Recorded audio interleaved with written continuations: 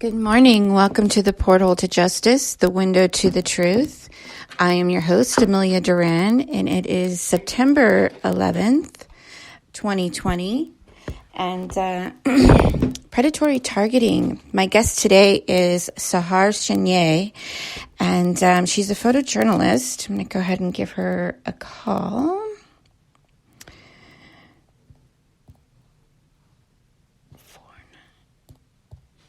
Okay, stand by.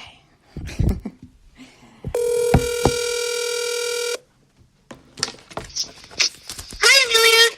Hi, welcome to the podcast. We're live. Hi. So, how are you doing?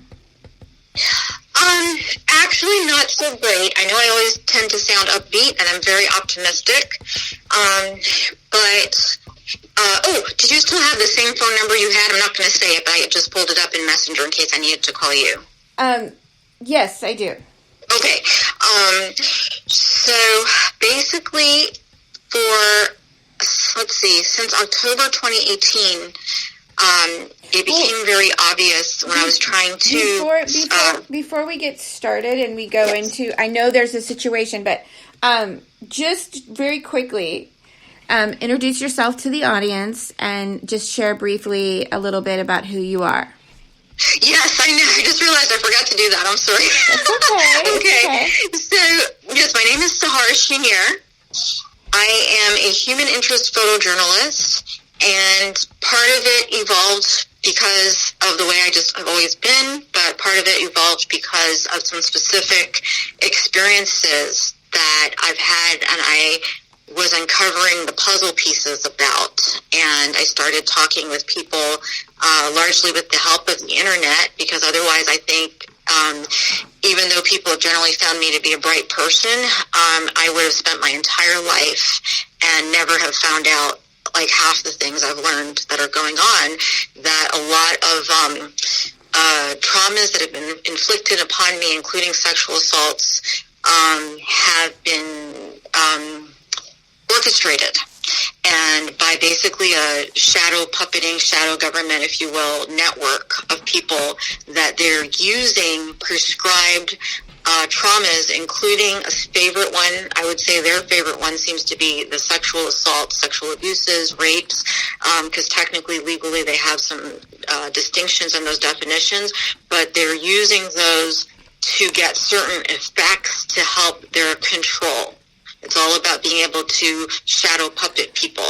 Yeah, so, and you can actually research this on the internet, MK Ultra mind control, and the different techniques and types of rapes and assault that can evoke certain traumas that reap certain results that they're looking for. Some is isolation, some is there's different reactions, psychological effects, side effects that go on that involve these traumas. But yeah, you can go ahead and look that up online and research it. There's a lot of information out there on the topic.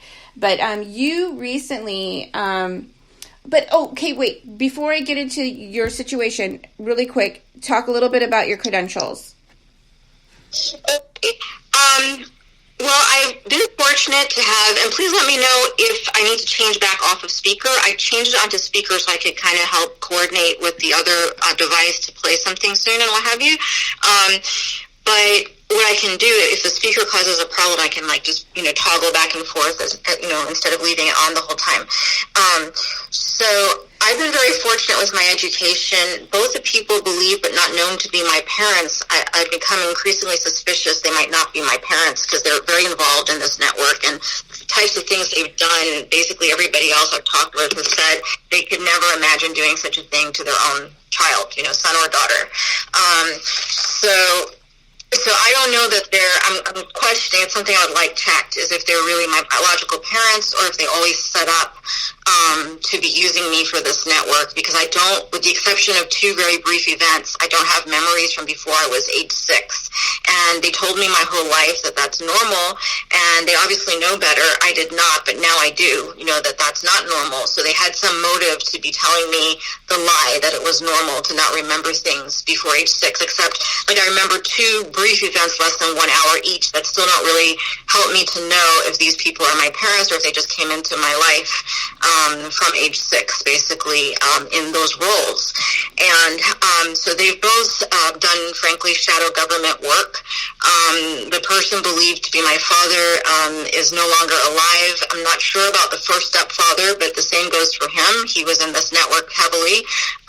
The second stepfather as well, he's no longer alive. So I believe that I would be getting much more left alone by now, except the person believed but not known to be my mother is very heavily involved in making sure I continue to be stalked and drugged and so forth to keep me under control, frankly. And I have very good corroboration for this, so I wouldn't... No, actually, that's why I wanted you to talk about your credentials just a little bit so people know that, you're... So, well, one of the things that ended up happening, it kind of overlaps.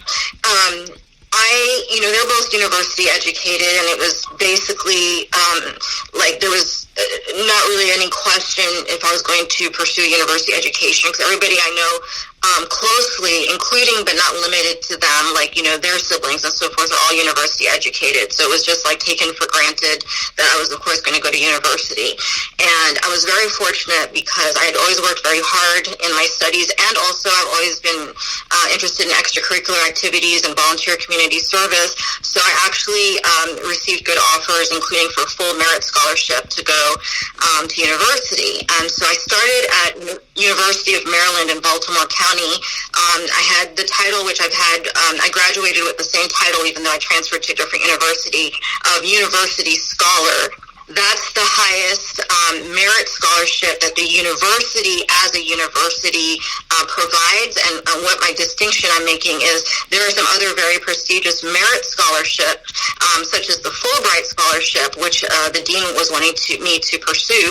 I did not want to go abroad. It's to go and study abroad, and they're not provided specifically by the university. So the highest scholarship provided specifically by the university to represent that university is to be a university scholar of that university. So I started university as a university scholar of University of Maryland, Baltimore County, and then because of something that happened with regard to this network that was orchestrated, sexual assaults, I transferred to NYU and graduated as a university scholar from there. But what happened is in my first year of undergraduate, in fact, from the very first day of orientation, so with benefit of hindsight, I see how much more orchestrated this was than I had, realized at the time. But there was someone, and he was charming and he was brilliant. I'm sure he still is, and very well educated, and he made the point to meet me and had an interest in me from day one of orientation. He was a couple years older, a couple years ahead. He was a presidential scholar, and I don't know yet if that means like from the university president's office or from the president of the United States office.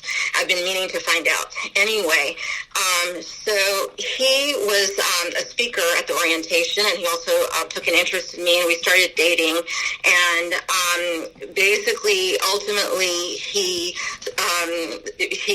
committed a sexual assault against actually several female scholars, including me. And I think every time he was technically probably dating the person, as best as I can remember. So it was like a pattern he repeated like every year, but I didn't know that at the time. And so that year, that was my year. I was 18, first year of college, and I think for the other people it was also when they were 18 in their first year of college. And I think that's not a coincidence because apparently he was the head of a semi-secret society on campus that's Luciferian, and they actually called him, they actually called him Beelzebub. And I just thought it was eccentric, what have you. I just did not understand much about it. I didn't really think it had anything that I had to worry about to do with it. But I've since come to find that every multiple, during, coming into, and leading out of every multiple of 6 birthday year of my life, there has been there have been life-threatening surges in orchestrations to cause even life-threatening traumas at those stages in my life. And so it apparently overlaps with satanic ritual abuse, and people don't always survive it. And so I think many of the deaths, especially in and around those ages, like in and around age 6, so ages 5 to 7, in and around age 12, ages 11 to 13, and so on. And then, first year of college, 17 to 19. I think there's probably increased disproportionate surge in sexual assaults that are prescribed by this network. I would really like help from a university to check into that and or law enforcement. But I've been having a reason I came to talk live today is because I've been trying very hard to get law enforcement intervention to make these life-threatening activities stop. Right now they've been doing it life-threateningly because I just turned 48 last year. So the year before that, 2018, all during 2019, and now still into the latter half of 2020, they have had a life-threatening escalation in their very orchestrated activities against me. And when I have tried to go to the police to get help, I have been met by people who obviously were expecting me. So I do believe it has to do with probably a non-consensual implant during an injection that needs to be investigated by a doctor in this network, where he actually said you can run but you can't hide. And I think you've seen the picture of that. I'll try to send the link to accompany this, the description with this broadcast today. It's everyone who has seen that, including medical professionals, says that really does need to be investigated because they had put an IV unit into my arm, and they had really they had manipulated for me to have to go to the emergency room. Because normally, thanks to God, I'm very healthy, but they'd caused me symptoms like I was in danger of a stroke. I thought I was either having or might have a stroke.